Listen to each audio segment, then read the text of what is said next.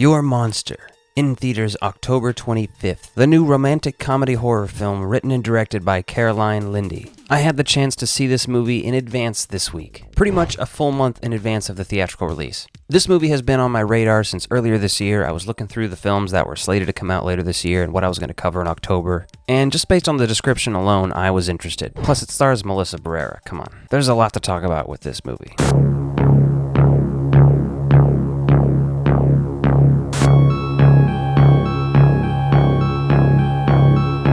Welcome back to Fright Club 2024 on the Ectoviolence channel. My name is Alec. This is Yoshi. He's joining me today as he has been recently since I moved. So let's get into Your Monster. The trailer markets this as a true-ish story. Now, I'm not spoiling anything, but this refers to the character that Melissa Barrera plays. Her name is Laura Franco, and she is essentially broken up with by her boyfriend while she is in the hospital for having cancer and having treatments. Now, if I read the synopsis, it says, Laura Franco is a young actress enduring a cancer diagnosis and upsetting relationship breakup when she discovers a terrifying yet weirdly charming monster living in her closet. To me, this sounded like equal parts Drop Dead Fred and Little Monsters.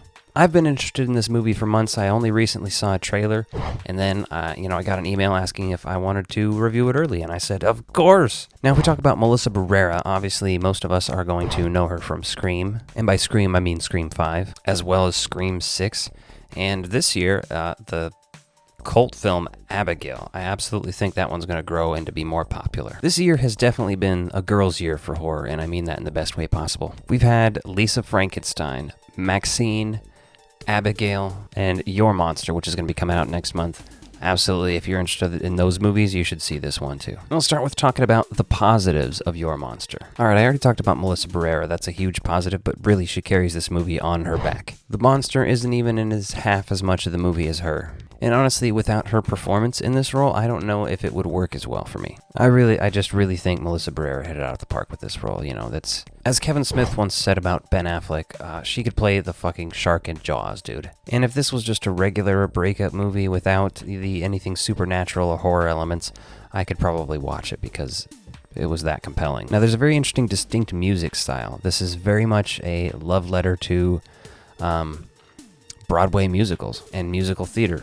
But it feels like a 90s love letter to those things because the plot and just storyline feels very much like it would have come out in the early 90s, you know what I mean? There's scenes where they're watching classic movies, and one of the ones that stuck out to me was Night of the Living Dead, which the monster thought was possibly a documentary. I think it's very interesting. It's a monster under the bed / in the closet meets Beauty and the Beast type story. And I'm not going to get into spoiler territory with this review. There is definitely some drama in this movie. It's very funny, though. Like, early on, the comedy style is sharp, it's witty, and then you get the monster elements introduced. And it still continues that, but it also becomes, romantic and dramatic. And there most certainly is a sex scene between the Beast and Melissa Barrera, which I thought, honestly, that was fucking wild.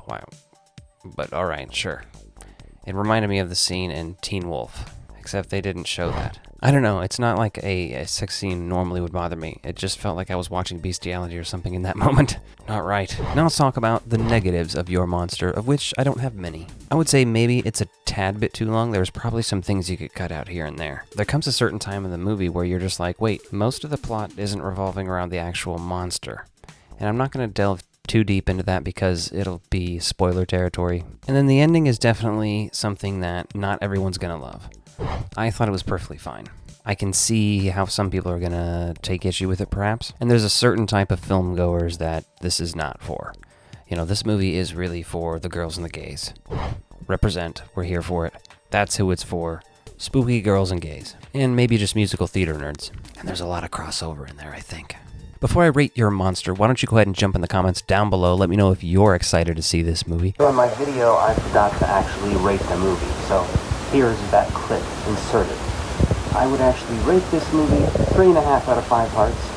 Had a surprisingly good time with it. Again, I think it definitely has a very specific type of audience, and if you're a part of that, you're gonna like it. And if you like this video, be sure to check out this one and hit that subscribe button. Thanks for watching.